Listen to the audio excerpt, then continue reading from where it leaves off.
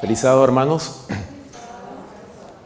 ¿Cuántos están contentos? Porque estamos en el día del Señor. Gloria a Dios, ¿verdad? Qué privilegio tenemos nosotros, ¿verdad? De que todavía podemos adorar a nuestro Padre Celestial en aparente paz todavía, ¿verdad? Que tenemos el privilegio de congregarnos, un grupo de sus hijos, aquí en su casa de oración. Y le damos también la bienvenida, ya que tenemos visitas aquí, los hermanos que nos están visitando de allá de Jayalía, como la hermana también. Una bienvenida a todos los que estamos aquí, ¿ok?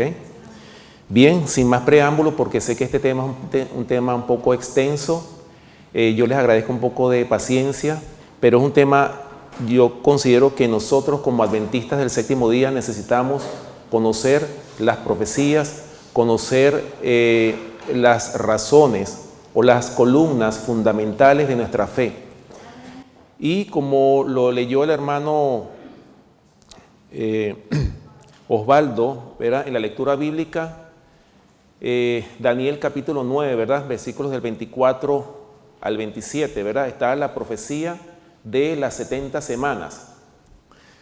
Pero antes de eso me gustaría hacer una pequeña introducción para que podamos nosotros saber el contexto de lo que es esta profecía de las 70 semanas. ¿En qué tiempo se ubica? Es muy importante, ¿verdad?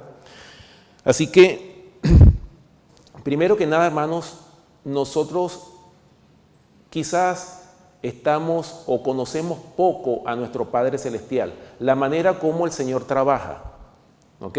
Y digo esto porque el Señor siempre ha escogido a un pueblo, de acuerdo a la historia, el Señor siempre ha escogido a un pueblo sobre el cual ha depositado sus grandes verdades. No quiere decir que el Señor sea exclusivista al escoger a un determinado pueblo, porque hay personas que dicen, pero bueno, ¿cómo es posible que el Señor escoja nada más a un grupito y los demás no? Pero así es el Señor, pues. El Señor escoge a un pueblo para depositar en él las verdades de la palabra de Dios. Pero a su vez, ese pueblo que recibe las verdades tiene la responsabilidad ¿de qué? De presentar ese mensaje a otras personas que no están o no tienen quizás las bendiciones que tiene el pueblo de Dios. ¿Ok? Así que, como vemos, nuestro Creador, nuestro Dios, creador de los cielos y de la tierra, siempre ha actuado de la misma forma, lo que acabamos de decir, ¿verdad? En Él no hay mudanza ni sombra de variación, ni es temperamental. A lo largo de toda la historia bíblica podemos notar que el Señor siempre ha escogido a un pueblo para depositar en Él las grandes verdades que constituyen el Evangelio eterno. El Evangelio verdadero que ha de ser predicado y enseñado a toda nación, tribu, lengua y pueblo.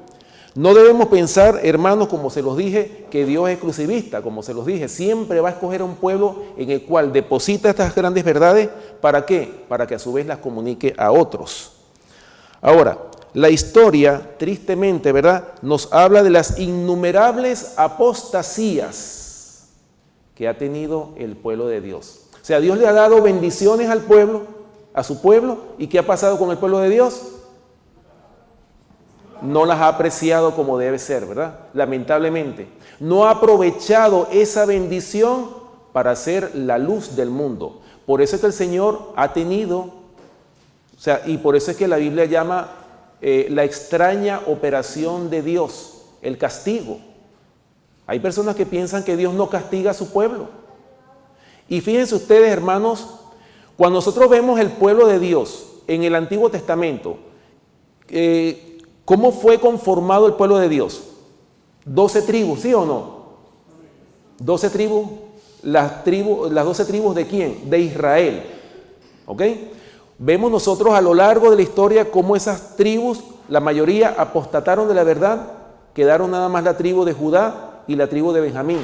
Más tarde apostata la tribu de Benjamín y queda finalmente la tribu de Judá como el pueblo de Dios. O sea, se diezmó el pueblo, se redujo solamente a una sola tribu y a su vez, tristemente, la tribu de Judá estuvo en apostasía. Estuvo, hermanos, en una apostasía tal que el Señor le estaba enviando ¿a quiénes? A sus siervos, los profetas, para amonestar a su pueblo, para que salieran de esa apostasía, de esas abominaciones que estaba practicando. Y el Señor en su gran paciencia enviaba profeta tras profeta. ¿Y qué hacía el pueblo de Dios con esos profetas? Los apedreaban, ¿sí o no? Hasta los mataban. Hasta que el Señor tuvo que enviar un último profeta que le envió a la nación judía antes de actuar. Recuerden como dice Amós capítulo 3, versículo 7. Porque no hará nada Jehová el Señor sin que revele su secreto a sus siervos los profetas. O sea, Dios no va a actuar, antes de que Él ejecute sus castigos sobre su pueblo, manda profeta tras profeta, hasta que llega un momento en que hasta aquí llegó ya la paciencia, ¿verdad? Cuando colman la paciencia de Dios, ahí es donde vienen ya los castigos, los juicios de Dios sobre su pueblo. Y así pasó, hermanos. Por eso es que vamos a comenzar a abrir nuestras Biblias a manera de introducción. Vamos a abrir nuestras Biblias en Jeremías. Vamos a buscar Jeremías capítulo 25. Jeremías capítulo 25 y vamos a leer los versículos del 8 hasta el 14. Para que ustedes vean que esta fue la última advertencia que Dios le dio a la nación judía antes de ejecutar sus castigos sobre este pueblo que estaba, por supuesto, en pecado. Para que ustedes vean, hermanos, la misericordia que tiene el Señor. Esperó y esperó el Señor para ver si se arrepentían, hasta que envió este profeta Jeremías. Es más, ellos no entendían las profecías. Recuerden que una profecía tiene símbolos, ¿sí o no? Y esos símbolos tienen un significado, pero ellos no entendían los símbolos, no entendían lo que le estaban diciendo los profetas, hasta que Dios le dijo al profeta Jeremías esta profecía que se encuentra aquí, Jeremías capítulo 25, versículos del 8 al 14. Vamos a leerla. Dice así: Por tanto, así ha dicho Jehová de los ejércitos, por cuanto no habéis oído mis palabras, he aquí enviaré y tomaré a todas las tribus del norte, dice Jehová, y a Nabucodonosor, rey de Babilonia, mi siervo, y los traeré contra esta tierra y contra sus moradores, y contra todas estas naciones en derredor, y los destruiré y los pondré por escarnio y por burla y en desolación perpetua. Versículo 10. Y haré que desaparezca de entre ellos la voz de gozo y la voz de alegría, la voz de desposado y la voz de desposada, ruido de molino y luz de lámpara. Toda esta tierra será puesta en ruinas y en espanto, y servirán estas naciones al rey de Babilonia 70 años. Y cuando sean cumplidos los 70 años, castigaré al rey de Babilonia y a aquella nación por su maldad, ha dicho Jehová, y a la tierra de los caldeos, y la convertiré en desiertos para siempre. Y traeré sobre aquella tierra todas mis palabras que he hablado contra ella, con todo lo que está escrito en este libro, profetizado por Jeremías contra todas las naciones. Versículo 14.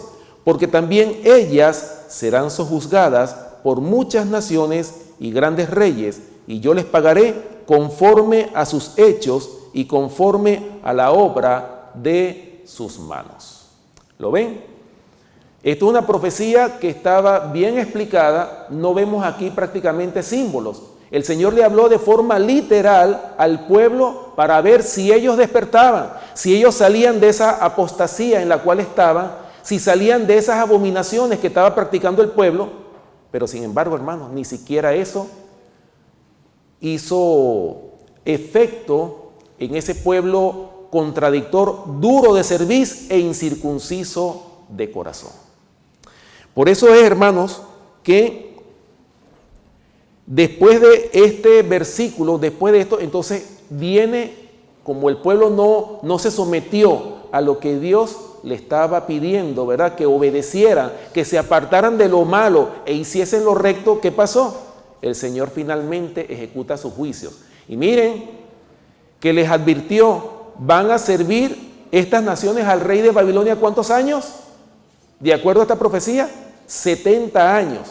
Se los reveló, se los dijo, se los profetizó el profeta Jeremías. Les dijo que iban a servir, o sea, iban a estar cautivos 70 años en Babilonia. Y me llama mucho la atención como dice el Señor aquí. Le dice a Nabucodonosor, en ese tiempo era un rey pagano, le dice mi siervo. ¿Por qué el Señor le dice mi siervo a Nabucodonosor? Porque estaba cumpliendo una orden de Dios de ejecutar ¿qué? Un castigo sobre su propio pueblo, sobre el pueblo profeso de Dios en aquel entonces. Y bien, se cumplieron las palabras de Dios en Daniel. Vamos a Daniel capítulo 1, versículo 1, para que ustedes vean que aquí está el cumplimiento de esa profecía del profeta Jeremías. Daniel capítulo 1, y vamos a leer los versículos 1 y 2. Lo tenemos todos para leer todos juntos. Daniel capítulo 1, versículos 1 y 2. Dice, en el año tercero del reinado de Joacim, rey de Judá, vino Nabucodonosor, rey de Babilonia, a Jerusalén y la sitió.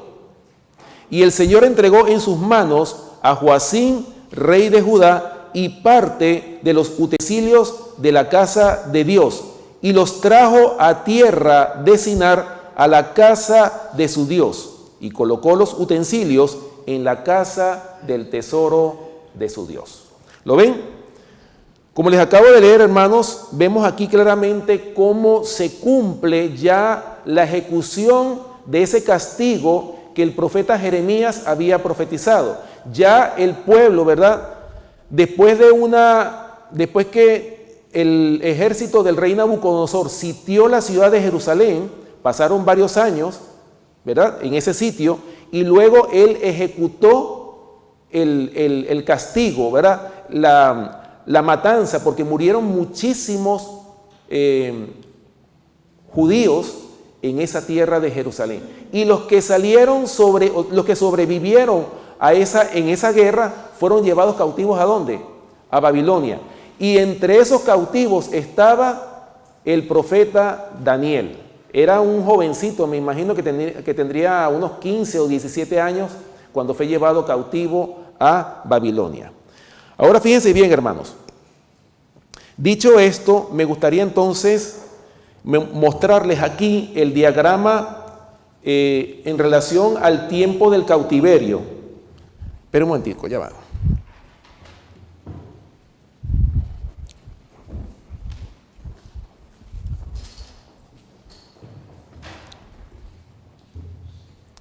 Fíjense bien, hermanos, no sé si ustedes pueden ver aquí, el cautiverio del pueblo judío se llevó a cabo, o sea, el año en que se llevó el cautiverio fue en el año 605, antes de Cristo. Hay algo importante para los que están viendo aquí el tiempo, ¿verdad? El tiempo profético, el tiempo, los años. Este es el año 457 a.C., o sea, todos estos años que vemos nosotros aquí, lo vemos en forma decreciente. No sé si lo ven aquí en forma decreciente. ¿Por qué se contaba en forma regresiva? Porque en ese tiempo se estaba contando y algunos profetas habían calculado la fecha del nacimiento del Mesías. ¿Ok? Entonces ellos contaron los años en forma regresiva hasta el nacimiento del Mesías. Así se contaba en el Antiguo Testamento. Por eso es importante que nosotros veamos, cuando vemos todas estas fechas, las vemos en forma decreciente, ¿verdad? Hasta el año 27. Ahí vemos en el diagrama de la profecía de las 70 semanas, vemos el año 27 después de Cristo. O sea, llegó hasta el año 1, que se supone que en ese año había nacido el Mesías. Pero hubo un error aproximadamente como unos 3 o 4 años. ¿Ok? Ahora, miren, observen bien este diagrama que está aquí. En el año 605 fue cuando el rey Nabucodonosor, en su primer año, de reinado, cuando él asumió el cetro de Babilonia, él, en ese mismo año, él llevó a cabo esa invasión a Jerusalén y por lo tanto, a partir de ahí, los que quedaron sobrevivientes fueron llevados cautivos a Babilonia. Y el profeta Jeremías lo había profetizado, ¿verdad? 70 años de cautiverio que se extendieron desde el año 605 antes de Cristo hasta el año 536 antes de Cristo. O sea, un total de 70 años. Nosotros vemos en la historia, vemos claramente cómo muchos de los llamados religiosos, los que tenían la verdad en ese tiempo, ellos no entendieron los tiempos y las sazones, a pesar de que el profeta Jeremías les había profetizado que eran 70 años, y sin embargo muchos de ellos se levantaron voces que decían, no, ya es tiempo de salir para reedificar Jerusalén. Y muchos de los que salieron fueron muertos a filo de espada. Entonces, mientras el Señor les dijo, en algunos versículos en la palabra de Dios dice que tenían que durar ese tiempo, 70 años de cautiverio, tenían que durar ellos en Babilonia. Iban a vivir en paz mientras duraran ese tiempo de cautiverio en Babilonia. Ahora, mientras ellos estaban aquí, se levantaron voces diciendo, salgan. O sea, lo contrario a lo que Dios dice. Cuando finalizaron estos 70 años en el año 536, fue cuando se da el primer decreto que lo dio el rey Ciro. El rey Ciro, ya para este tiempo, no sé si ustedes pueden ver aquí, vamos a ver aquí los periodos imperiales, ¿ok? Ya. Un momentico, porque el micrófono no me... No sé si ven aquí los periodos imperiales. Aquí está Babilonia. Duró desde el año 605 a.C. hasta el año 539 a.C. Pero fíjense que el cautiverio duró hasta el año 536. Ya para ese tiempo ya estaba el imperio de los medos y los persas. ¿Lo ven? Ya estaban los medos y los persas a cargo del rey Ciro.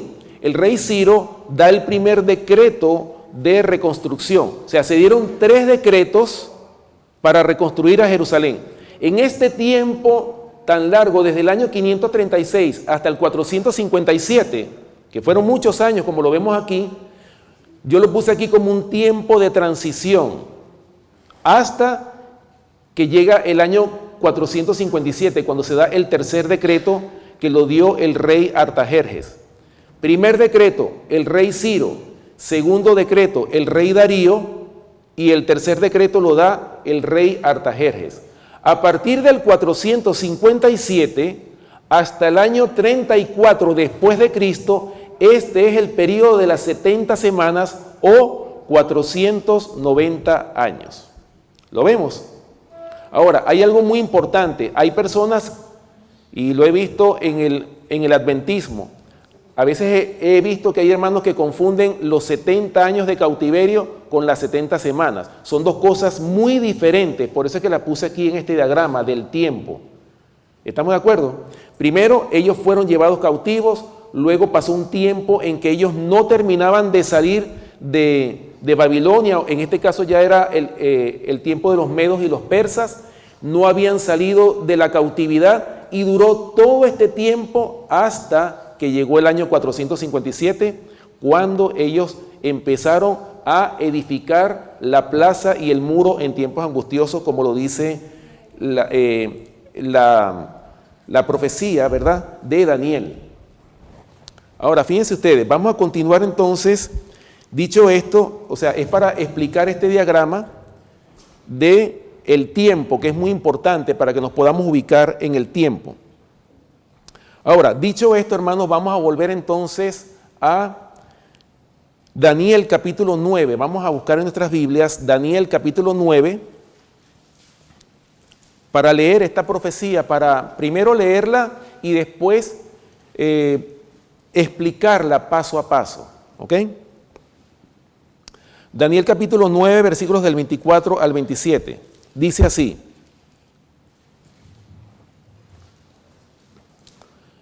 Dice, 70 semanas están determinadas sobre tu pueblo y sobre tu santa ciudad para terminar la prevaricación y poner fin al pecado y expiar la iniquidad, para traer la justicia perdurable y sellar la visión y la profecía y ungir al santo de los santos. Versículo 25. Sabe pues y entiende que desde la salida de la orden para restaurar y edificar a Jerusalén hasta el Mesías príncipe habrá 7 semanas y 62 semanas se volverá a edificar la plaza y el muro en tiempos angustiosos. Y después de las 62 semanas se quitará la vida al Mesías, mas no por sí, y el pueblo de un príncipe que ha de venir destruirá la ciudad y el santuario, y su fin será con inundación, y hasta el fin de la guerra durarán las devastaciones. Versículo 27. Y por otra semana confirmará el pacto con muchos. A la mitad de la semana hará cesar el sacrificio y la ofrenda.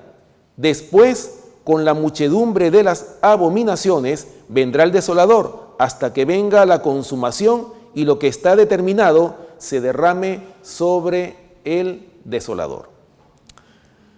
Ahí está, hermanos, cómo Dios le mostró a este profeta, ¿verdad? Ese tiempo, ese segundo tiempo de gracia que le estaba dando al pueblo judío para que fuesen de nuevo su pueblo, para poder poner en ellos de nuevo estas verdades, pero tenían que cumplirse una serie de condiciones.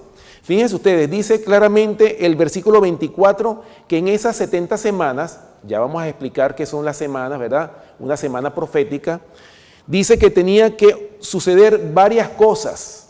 Entre todas esas cosas, ¿qué era lo que tenía que suceder? Tenía que terminar la prevaricación, poner fin al pecado, expiar la iniquidad, traer la justicia perdurable, sellar la visión y la profecía y ungir al santo de los santos, dice el versículo 24. O sea, todo eso tenía que ocurrir ¿en qué tiempo? El versículo 25 nos explica desde dónde hasta dónde se da el tiempo para que todas esas cosas, todas estas condiciones se cumplan. Por eso dice el verso 25, sabe pues y entiende que desde la salida de la orden, ¿cuál orden es esa? El tercer decreto, ¿sí o no? O sea, el decreto del rey Artajerjes, que fue el decreto definitivo donde todo el pueblo salió definitivamente a reconstruir la plaza y el muro en tiempos angustiosos, como lo dice el versículo 25. ¿Por qué en tiempos angustiosos? Porque fíjense bien cómo lo explica el verso 25. Dice claramente que dice, desde la salida de la orden, ¿verdad? Desde la salida de la orden para restaurar, edificar a Jerusalén, hasta el Mesías príncipe, ¿habrá cuánto? 7 semanas, oigan esto, 7 semanas, aquí está la división, 7 semanas y 62 semanas se volverá a edificar la plaza y el muro en tiempos angustiosos. O sea, este tiempo, desde el año 457 antes de Cristo hasta el año 408 antes de Cristo, que fueron 49 años, ese fue el tiempo que duró la reconstrucción de Jerusalén. ¿Por qué la reconstrucción de Jerusalén? Recuerden que Jerusalén había sido destruida ¿por quién? ¿Quién fue el que destruyó a Jerusalén? El rey Nabucodonosor, ¿sí o no? Cuando entró e invadió a Jerusalén. Entonces, una vez que, o sea, ¿por qué tomó tantos años en reconstruirse la ciudad? Porque eso era, como lo dice la palabra de Dios, fueron tiempos angustiosos. Es decir, ellos edificaban, pero siempre estaban rodeados de los ejércitos enemigos. Habían enemigos inclusive, ellos llegaban y los persuadían a que no continuaran la obra. Los enemigos de Dios, los enemigos de la causa, les sugerían psicológicamente que abandonaran eso, que no valía la pena que ellos reconstruyeran la ciudad. Y cuando no podían lograr eso, entonces llegaba la violencia. Por medio de la violencia, por medio de las invasiones, de la fuerza, era que ellos trataban de pelear para evitar la reconstrucción de la ciudad. Pero obviamente el Señor le dio la victoria a su pueblo. Ellos cuando edificaban, imagínense los que son constructores. En una mano tenían la palustra, ¿verdad? Y en la otra mano tenían la espada. Ellos a veces tenían que bajarse, ¿verdad? Para pelear, y después que peleaban contra los enemigos, volvían otra vez a reconstruir. Así estuvieron, hermanos, 49 años, hasta el año 408 antes de Cristo. ¿Lo ven? Luego, después de esto, porque dice que 7 semanas, dice el versículo 25, 7 semanas y 62 semanas se volverá a edificar la plaza y el muro en tiempos angustiosos. Y fíjense bien cómo hace el versículo 25, es el que hace la división. 7 semanas y 62 semanas. ¿Cuánto es 7 más 62? Perdón, 7 más 62 semanas, son 69 semanas, o sea que faltaría una semana. Entonces, en esta última semana es que aparece el Mesías, como lo vemos aquí, y ya lo vamos a explicar fecha por fecha, ¿verdad? Entonces, fíjense bien, hermanos, como vemos aquí, vamos entonces a ver, una vez visto, ¿verdad?, leído todo este capítulo, ¿verdad?, de las 70 semanas, vamos a ver cuáles son los puntos a considerar de esta profecía, o sea, las características más resaltantes que tiene la profecía de las 70 semanas. Primero que nada, la profecía habla de semanas proféticas. Una semana profética se compone de 7 años literales. Recuerden el principio, ahí mismo está, ¿verdad? En Números capítulo 14, versículo 34 y Ezequiel capítulo 4, versículo 6 nos hablan de que un día es igual a un año en profecía. Por esa razón es que se habla de 70 semanas. Entonces, primeramente, está hablando de 7 años, o sea, se habla de años, no son, porque 7, o sea, 7 por 70, que son 70 semanas, y una semana tiene 7 días, ¿es igual a cuánto? 490 días, pero en el principio de día por año son 490 años que se extienden desde el año 457 hasta el año 34 después de Cristo, un total de 490 años de gracia, oigan esto, de gracia que Dios le dio a su pueblo para que cumpliera con las condiciones que están escritas en el versículo 24. Expiar la iniquidad, acabar con el pecado, o sea, todo eso tenía que ocurrir ¿en qué tiempo? En este tiempo de 490 años. Ahora, la pregunta, ¿se cumplió? ¿Se cumplió eso? ¿Se acabó con el pecado?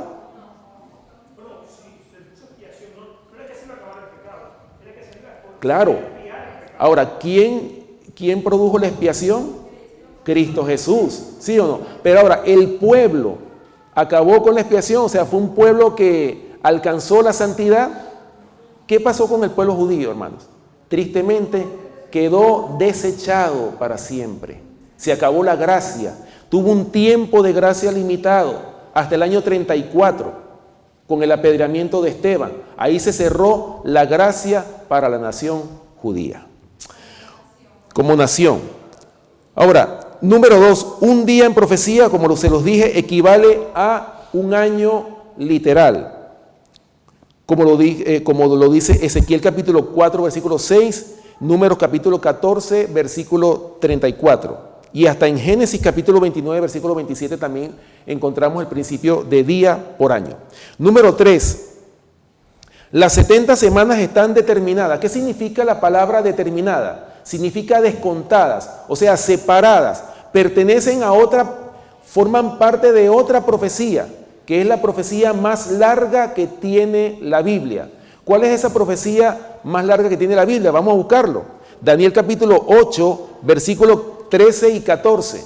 Ahí está la profecía más larga de tiempo que tiene la palabra de Dios. Daniel capítulo 8, versículos 13 y 14. ¿Ya lo tenemos todos para leerlo? Dice, conforme está escrito en la ley de Moisés, todo este mal vino sobre nosotros. Y no, estoy leyendo, sí, ya va. 8, exacto, sí. Entonces oí a un santo que hablaba, y a otro de los santos preguntó a aquel que hablaba: ¿hasta cuándo durará la visión del continuo y la prevaricación asoladora, entregando el santuario y el ejército para ser pisoteados? Versículo 14. Y él me dijo: hasta 2300 días de tarde y mañana, luego el santuario será purificado. ¿Cuántos días dice ahí? 2300 días, y ya nosotros sabemos el principio de día por año, ¿verdad? 2300 años. Ambas profecías parten de la misma fecha, que es el decreto de Artajerjes, ¿verdad? El tercer decreto que dio el rey Artajerjes en el año 457 antes de Cristo. Número 4. La profecía de las 70 semanas es descontada o separada de la profecía de los 2300 días de Daniel capítulo 8, versículo 14, como lo habíamos dicho. Número 5. Esta profecía fue dada exclusivamente para la nación judía. Número 6. Esta profecía anuncia la aparición del Mesías, o sea, desde el bautismo, ¿verdad? Número 7. Esta profecía fue revelada a Daniel cuando estaba cautivo en Babilonia. Número 8. Esta profecía describe la forma en que el Mesías moriría por nosotros. Número 9. Jerusalén volvería a ser destruida por Tito Vespasiano y Cestio Galo. Y número 10. A la mitad de la última semana, Daniel capítulo 9, versículo 27, el Mesías moriría en la cruz del Calvario. De esta manera haría cesar, ¿qué cosa? El sacrificio y la ofrenda. Que fue cuando él muere, ¿verdad? A partir de ahí o hasta ahí tuvo vigencia la ley o la parte de la ley de los sacrificios y las ofrendas. Imagínense, hermanos, si nuestros primeros padres no hubiesen pecado. ¿Hubiese habido necesidad de esa ley de los sacrificios y las ofrendas? No hubiese sido necesario. Por eso es una ley temporal. Por eso es que el apóstol Pablo habla del acta de los decretos que nos era contraria. ¿Por qué es contraria? Porque no está de acuerdo al plan de Dios. Por eso lo dice Colosenses capítulo 2, versículo 13, que nos era contraria. Por eso es que esa acta fue clavada en la cruz cuando Cristo muere en la cruz del Calvario. Y a partir de ese momento, hermanos, nosotros no tenemos necesidad de un mediador, ¿verdad? De matar un corderito, sino directamente, hermanos, nosotros tenemos acceso al lugar santísimo del santuario celestial. ¿A través de quién? De los méritos de nuestro Señor y Salvador Jesucristo. Esa es la bendición que tenemos nosotros, ¿verdad? Bien, hermanos, 4 son los sucesos que pueden considerarse como la orden de restaurar y reedificar a Jerusalén. Ahora, ¿cuáles son esos 4 sucesos que pudiéramos mencionar? Vamos a mencionarlos de la siguiente manera. El decreto de Ciro para reedificar la casa de Dios en el año 536, como está ahí en el diagrama. O sea, en otras palabras, el primer decreto. ¿Ok? Eso está en Isaías. Vamos a buscar en nuestras Biblias ese primer decreto para que ustedes vean esos 3 decretos, cómo fueron, están aquí en la palabra de Dios. Isaías capítulo 44,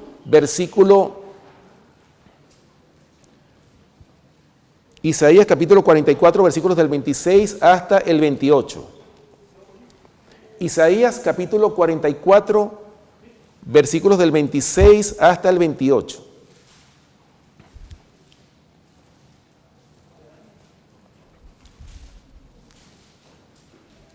Dice: yo, el que despierta la palabra de su siervo y cumple el consejo de sus mensajeros, que dice a Jerusalén: serás habitada, y a las ciudades de Judá reconstruidas serán, y sus ruinas reedificaré, que dice a las profundidades: secaos, y tus ríos haré secar, que dice de Ciro: es mi pastor, y cumplirá todo lo que yo quiero, al decir a Jerusalén: serás edificada, y al templo serás fundado. ¿Lo ven? Este versículo nos habla claramente que Ciro, o sea, el Señor influyó a través de Ciro, ¿para qué? Para que se diera ese primer decreto de reconstruir a Jerusalén, porque era la voluntad de Dios, de que Jerusalén fuese edificada de nuevo, para Él depositar sus verdades en esa nación. Imagínense el tiempo que Dios le dio a la nación judía, 490 años de gracia, para que ellos cumplieran con un propósito, con un objetivo. Ahora, dice aquí, segundo, hablando del segundo decreto, ¿verdad? Segundo, el decreto de Darío, que se dio ¿en qué año? De acuerdo al diagrama, 519, ¿verdad? Para la continuación de aquella obra que había sido estorbada. Ya nosotros sabemos por qué causa fue estorbada la obra, ¿verdad? Los enemigos de Dios influyendo en su pueblo para hacer cesar la obra que ya estaba, que Dios había dado la orden para que Jerusalén fuese construida. Se dio, por supuesto, como ya lo dijimos, en el año 519 antes de Cristo. Vamos a Esdras, capítulo 6, versículos 11 y 12. Esdras, capítulo 6, versículos 11 y 12.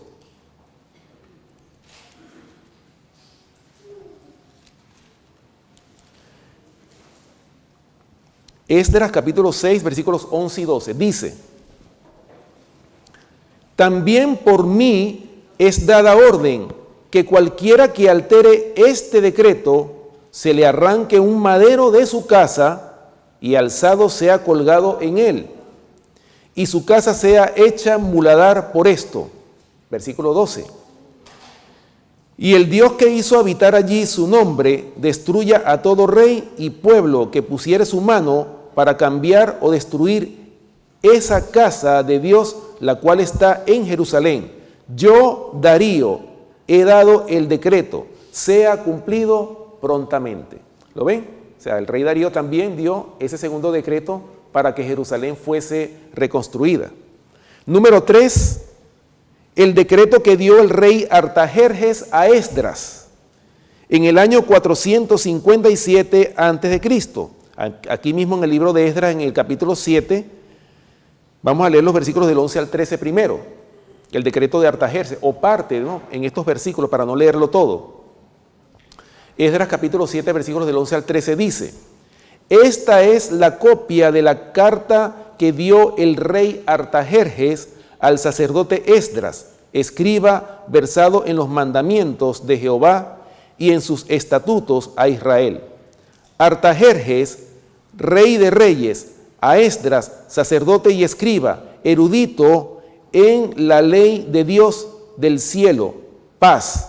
Por mí es dada orden que todo aquel en mi reino, del pueblo de Israel y de sus sacerdotes y levitas, que quiera ir contigo a Jerusalén, vaya. Versículo 23. Todo lo que es mandado por el Dios del cielo se ha hecho prontamente para la casa del Dios del cielo. Pues, ¿por qué habría de ser su ira contra el reino del rey y de sus hijos? ¿Lo ven? En este capítulo de Esdras vemos claramente el tercer decreto que dio origen a la reconstrucción de la ciudad de Jerusalén, porque era la voluntad de Dios, porque el Señor iba a darle de nuevo a su pueblo un tiempo de gracia para ser de nuevo el pueblo escogido de Dios.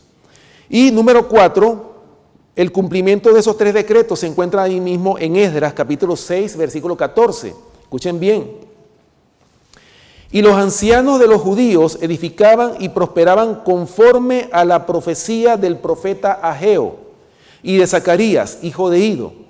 Edificaron pues y terminaron por orden del Dios de Israel y por mandato de Ciro, de Darío y de Artajerjes, rey de Persia. Hermanos, una de las cosas que a mí me gusta de esta profecía, por eso es que la sierva del Señor le llama a esta profecía en el capítulo, en el libro del conflicto de los siglos, le llama una profecía significativa. O sea, significativa, ¿por qué, hermanos? Es una profecía que se cumplió tiene un tiempo exacto, se cumplió todo exactamente en el tiempo que tenía que cumplirse.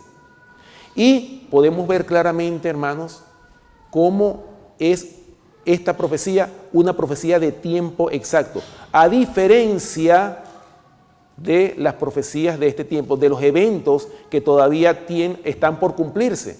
Hay muchas personas que están calculando, hay muchos hermanos inclusive de esta verdad presente, que están calculando el tiempo, cuándo se va a cerrar la gracia o cuándo van a firmar la ley dominical, por ejemplo. Sabemos que falta poco tiempo, pero ¿acaso el Señor ha revelado con un tiempo exacto? ¿Tenemos nosotros alguna prueba de eso? ¿Qué dice Apocalipsis? Fíjense bien, hermanos, lo que dice Apocalipsis capítulo 10. El Señor le reveló al apóstol Juan, allá en la isla de Patmos, que el tiempo no sería más. Vamos a leer Apocalipsis capítulo 10 y vamos a leer los versículos del 1 hasta el 6 de Apocalipsis capítulo 10. Escuchen lo que dice. Vi descender del cielo a otro ángel fuerte, envuelto en una nube, con el arco iris sobre su cabeza, y su rostro era como el sol, y sus pies como columnas de fuego. Tenía en su mano un librito abierto, y puso su pie derecho sobre el mar, y el izquierdo sobre la tierra. Y clamó a gran voz, como ruge un león, y cuando hubo clamado, 7 truenos emitieron sus voces. Cuando los 7 truenos hubieron emitido sus voces, yo iba a escribir, pero oí una voz del cielo que me decía: sella las cosas que los 7 truenos han dicho y no las escribas. Y el ángel que vi en pie sobre el mar y sobre la tierra levantó su mano al cielo y juró por el que vive por los siglos de los siglos, que creó el cielo y las cosas que están en él, y la tierra y las cosas que están en ella, y el mar y las cosas que están en él, que el tiempo que no sería más. ¿Estamos viendo, hermanos? ¿Desde dónde hasta dónde no sería el tiempo más? Desde el otoño de 1844, como lo dice aquí este diagrama. ¿Ok? Ahora miren bien, hermanos.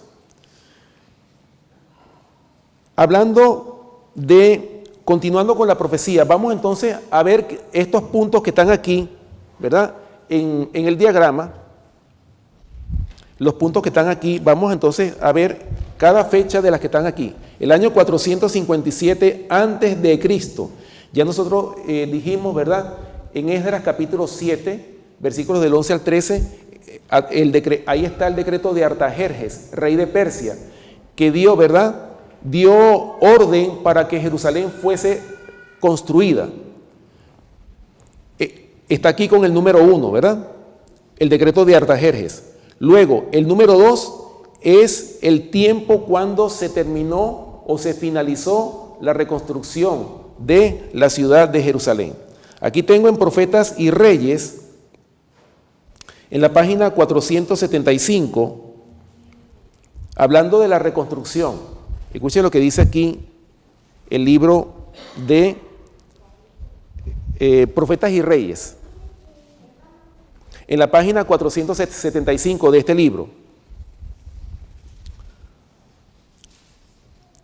Dice, hablando de la reconstrucción de Jerusalén, dice la página 475 de Profetas y Reyes: al lado de Nehemías había un hombre con trompeta, y en diferentes partes de la muralla se hallaban sacerdotes con las trompetas sagradas. El pueblo estaba dispersado en sus labores, pero al acercarse el peligro a cualquier punto, los trabajadores oían la indicación de juntarse allí sin dilación. Nosotros pues trabajamos en la obra, dice Nehemías, y la mitad de ellos tenían lanzas desde la subida del alba hasta salir las estrellas. Estoy leyendo un pedacito nada más de este capítulo, ¿verdad? Pero fíjense, hermanos, lo que dice claramente el profeta Daniel, ¿verdad? Que dice que desde la salida de la orden para restaurar y edificar a Jerusalén hasta el Mesías príncipe habrán 7 semanas y 62 semanas se volverá a edificar la plaza y el muro en tiempos angustiosos. Este fue el periodo de reconstrucción, pero ¿en qué condiciones? Hermanos, ellos edificaron a Jerusalén con mucha angustia, con mucha persecución. Tenían los enemigos constantemente sobre ellos, hasta que terminaron esos 49 años en el año 408. ¿Ok? Luego vemos nosotros el tercer punto. ¿Qué ocurrió aquí en este punto número 3, en el año 27 después de Cristo? El bautismo, ¿verdad?, de Jesús en el río Jordán, ¿verdad?, por Juan el Bautista. Vamos a buscarlo. Mateo capítulo 3, versículos del 13 al 17. Mateo capítulo 3, versículos del 13 al 17.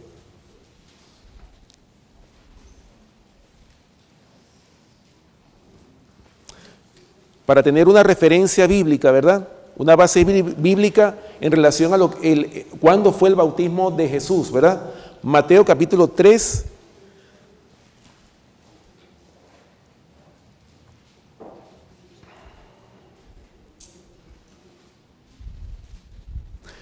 Dice el verso, desde el versículo 13, dice: entonces Jesús vino de Galilea a Juan, al Jordán, para ser bautizado por él.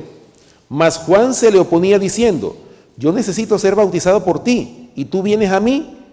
Pero Jesús le respondió: deja ahora, porque así conviene que cumplamos toda justicia. Entonces le dejó.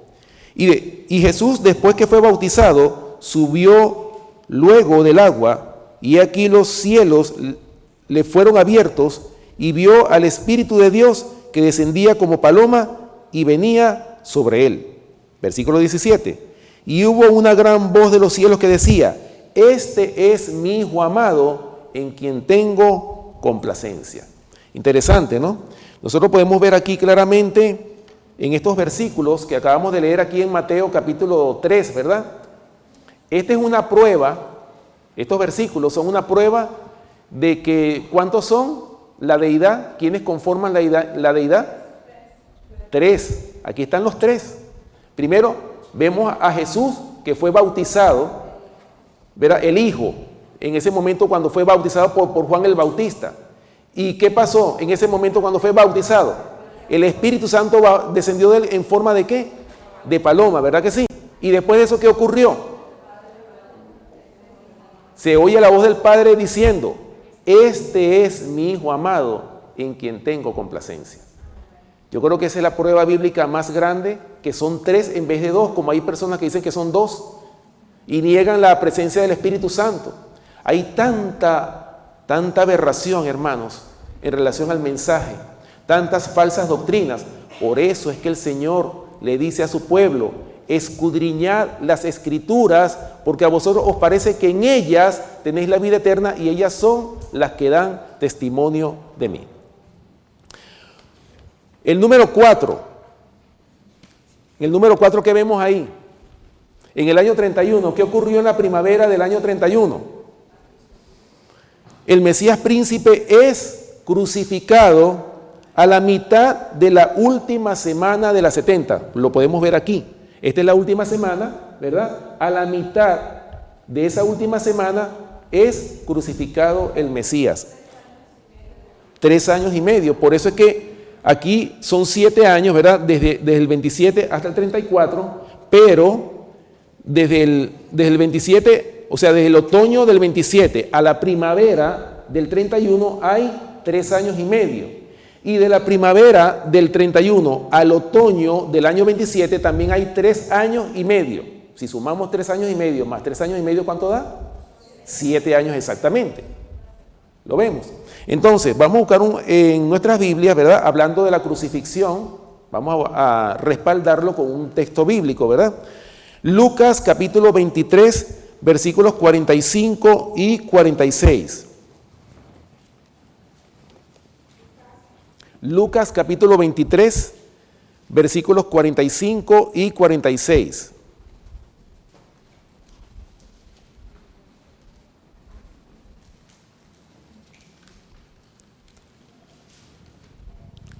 Lucas capítulo 23, versículos 45 y 46. Dice: y el sol se oscureció y el velo del templo se rasgó por la mitad.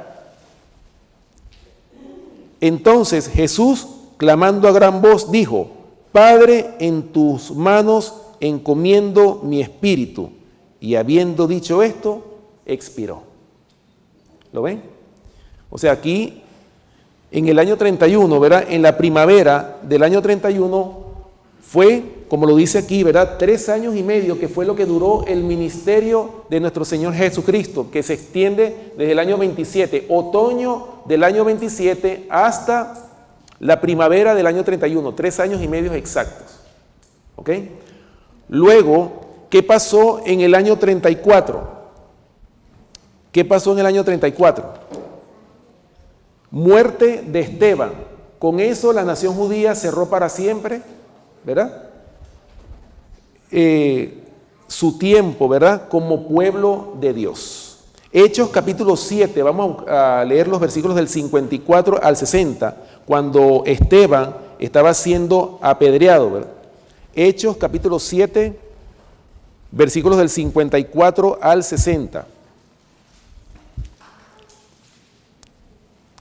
Cuando Esteban, acuérdense bien, hermanos, una vez que los discípulos, después que el Señor ascendió al cielo, Él dijo que iba a enviar el Consolador, ¿sí o no?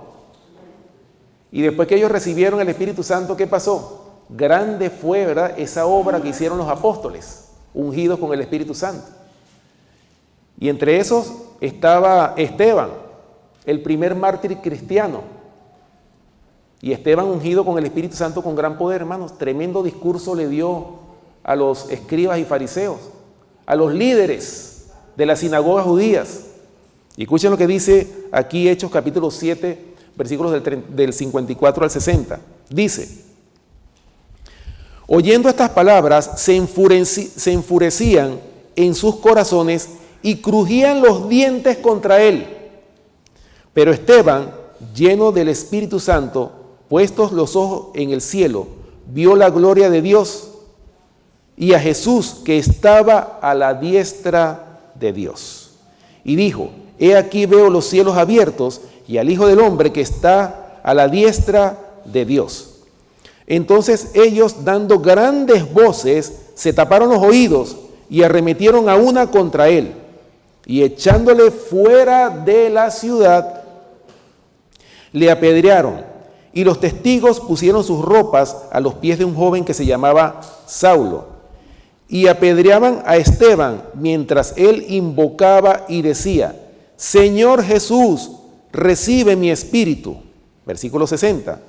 Y puesto de rodillas, clamó a gran voz: Señor, no les tomes en cuenta este pecado. Y habiendo dicho esto, durmió. Así es, así es. Estaba ungido, claro que sí. Pero miren, hermanos, nosotros vemos claramente cómo, ¿verdad?, Esteban, ungido con el Espíritu del Señor, miren, hermanos, con todo y que lo estaban apedreando, ahí no se le salió el mal carácter ni nada. ¿Qué estaba haciendo Esteban, qué estaba haciendo en ese momento? Hermano, Señor, no les tomes en cuenta este pecado porque no saben lo que hacen. Las mismas palabras que dijo el Señor cuando lo crucificaron: Señor, perdónalos porque no saben lo que hacen. ¿Se dan cuenta, hermanos, la gran misericordia que Dios tiene? La misericordia que Dios tiene, y esa es la misericordia que nosotros tenemos que aprender a tener. El pueblo de Dios, el pueblo ungido con el Espíritu de Dios, va a tener también misericordia, aún con los que están equivocados. Es buscar y salvar a los que se han perdido. Esa es la misión que nosotros como pueblo tenemos. Finalmente ahí termina la profecía de las 70 semanas, ¿verdad? Ahora fíjense bien, eso no termina ahí, porque hasta aquí llega la profecía de las 70 semanas. Pero recuerden que ella forma parte ¿de qué? De la profecía más larga y grande que tiene la palabra de Dios. Hasta 2300 días de tarde y mañana, luego el santuario será purificado. Punto número 6, de acuerdo a este esquema, ¿verdad? Purificación del santuario celestial, inicio del juicio investigador, como les acabo de decir, Daniel capítulo 8, versículo 14, hasta 2300 días de tarde y mañana, luego el santuario será purificado. Y punto número 7 de esta profecía, o de este esquema, proclamación, o sea, a partir del otoño, o sea, ¿qué pasó en el año de 1844? El Señor levantó un movimiento, ¿sí o no? Que estaba dirigido por un agricultor, Guillermo Miller. El Señor levantó a Guillermo Miller para predicar, o sea, él empezó a estudiar la palabra de Dios y llegó a la conclusión de que Cristo venía. Primero pensó en que llegaba en la primavera del año 1844. Nosotros conocemos la historia que no llegó en ese momento, pero después ellos hicieron un cálculo, se refirieron a la parábola de las 10 vírgenes, que hubo una tardanza, y después haciendo un recálculo, él llegó y dijo, en el otoño, el 22 de octubre de 1844, ese día Cristo vendrá a buscar a su pueblo. Imagínense ustedes, hermanos, cómo estuvo esa iglesia de Filadelfia, porque ese era el tiempo, la época de la iglesia de Filadelfia. ¿Cómo estuvo esa iglesia? Preparada, hermanos, se prepararon muchos de ellos para esperar al Mesías. Lo dejaron todo, los que tenían negocios lo vendieron, todo lo dieron. Arreglaron sus vidas, se arrepintieron, estaban listos para ascender al cielo. Y qué chasco tan grande se llevaron ellos. Ahora, ¿por qué Dios permitió que un hombre como Guillermo Miller, un hombre de Dios, cometiera o permitiera ese chasco tan grande? Hermanos, eso tiene una razón. El Señor quería probar los corazones. De esos 50,000 que aceptaron el mensaje, después que ocurrió el chasco, ¿cuántos quedaron? Apenas el 0,1% de esa cantidad, que son 50 personas, fueron las que quedaron fieles y siguieron creyendo de que Cristo iba a venir. Tanto es así que la última carta que escribe Guillermo Miller antes, o creo que fueron como antes de morir, fue que el rey viene, no sean creyentes, no sean incrédulos, fue lo que dijo Guillermo Miller. Levanten sus cabezas, porque el que ha de venir, vendrá. O sea, él murió creyendo que Cristo iba a venir, aunque él se había equivocado. Él no entendía qué era lo que había pasado. Más tarde, esos 50 que quedaron, el Señor les mostró que lo que había sucedido en esa fecha era que el Señor estaba pasando del lugar santo al lugar santísimo. ¿De dónde? Del santuario celestial. Eso fue lo que ocurrió ese 22 de octubre de 1844. Ahora, el Señor tuvo que hacer una gran promoción y lo hizo a través de Guillermo Miller. Ahora, imagínense ustedes en esa época que Guillermo Miller hubiese dado con la verdad y en vez de decir que Cristo iba a venir en esa época, hubiese dicho, levanten sus cabezas porque Cristo va a pasar del lugar santo al lugar santísimo. Si él hubiese dicho esas palabras, ¿quién hubiese entendido eso en esa época? Nadie. Entonces la forma de poder llamar la atención fue, Cristo viene el 22 de octubre de 1844. No, en el evento, pero no en el tiempo, porque el tiempo, por eso es que esto es una profecía, por eso es que la sierva del Señor la cataloga como una profecía significativa, una profecía que se cumplió en el tiempo exacto. Ahora, tanto es así, hermanos, que fíjense bien, cuando el Señor iba a ser crucificado, yo sé que ustedes lo han leído en el Deseado de toda la gente, el Señor, la última semana que el Señor tuvo, esa última semana ya para ser crucificado, el Señor ya no se quedaba en Jerusalén. O sea, Él entraba y salía. ¿Por qué? Porque si se quedaba lo iban a crucificar antes de tiempo y Él tenía que esperar la fecha exacta para ser crucificado. El día exacto para ser crucificado. Por esa razón es que Él entraba y salía. O sea, el Señor cumplió con la profecía. El Señor cumplió con este tiempo exacto. Ahora mi pregunta es, ¿Cómo es posible que nosotros, hermanos, en todas las épocas, el pueblo de Dios no ha tenido discernimiento en los tiempos? Por eso es que el Señor dice, ¿verdad? Que lo dice en, creo que es Oseas, capítulo 4, versículo 6, si no me equivoco. Mi pueblo fue destruido, creo que es ese, ¿no? Sí, Oseas capítulo 4, versículo 6, que dice que mi pueblo fue destruido, ¿por qué? Porque le faltó conocimiento. Ahora, yo no diría tanto el conocimiento que nosotros tenemos, porque aquí nosotros todos conocemos la palabra de Dios, pero es más que todo el discernimiento. Hay muchos hermanos que están sin discernimiento, están como ciegos.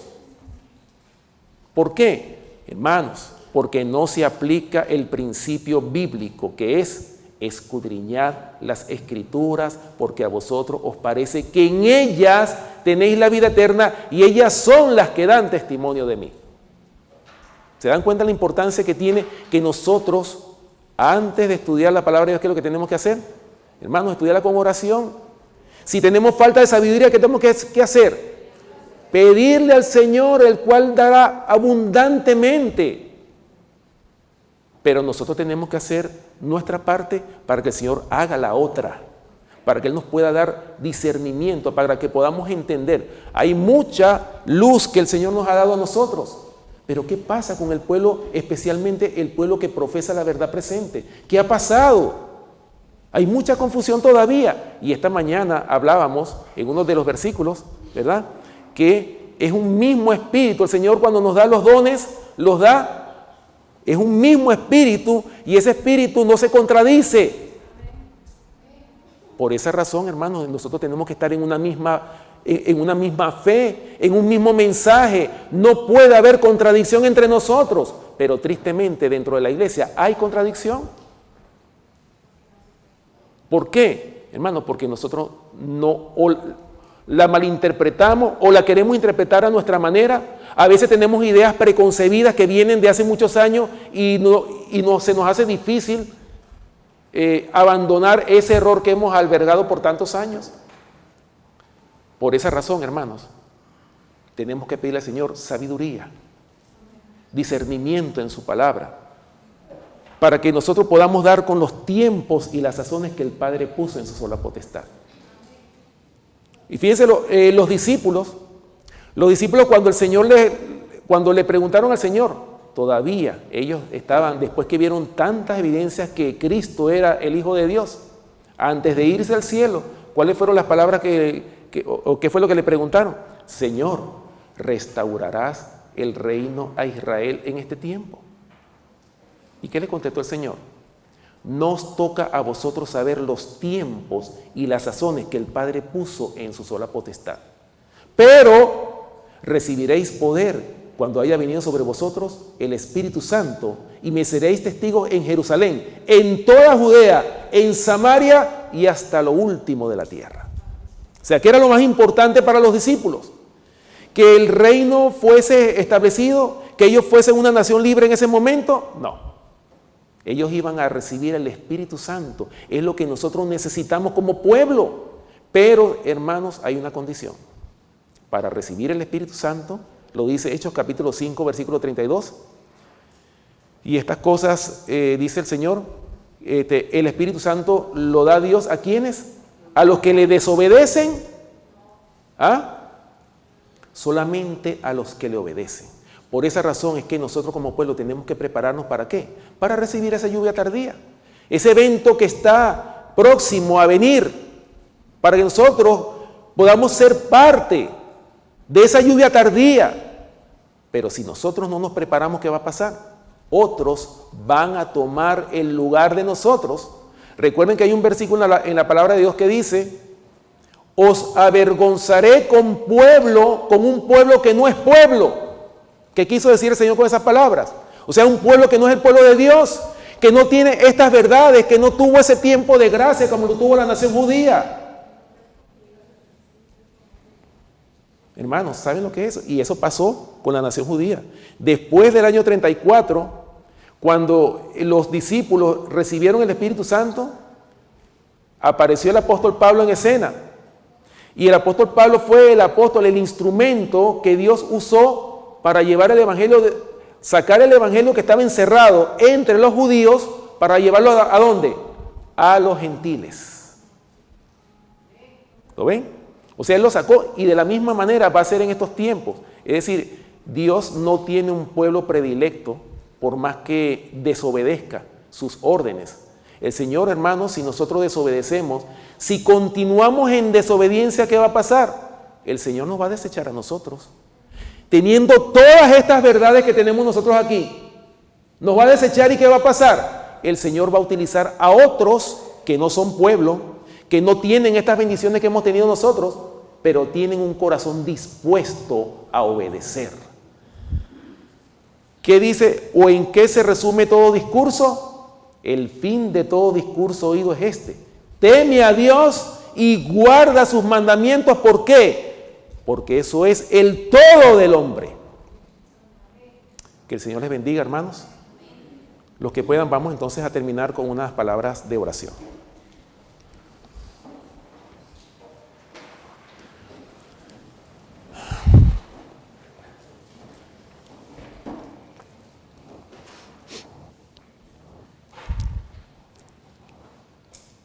Amante Padre que mora en los cielos, Señor, gracias por tu palabra. Gracias por tus bendiciones.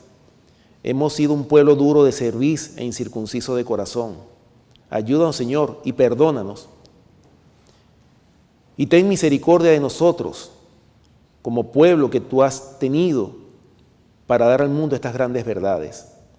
Señor, hemos pecado, tenemos debilidades todavía, pero venimos aquí arrodillados ante ti, Señor, para que tú nos ayudes a vencer todas esas debilidades, esos defectos de carácter que todavía tenemos, y que tú nos ayudes a ser un pueblo santo, sin mancha ni arruga ni cosa semejante.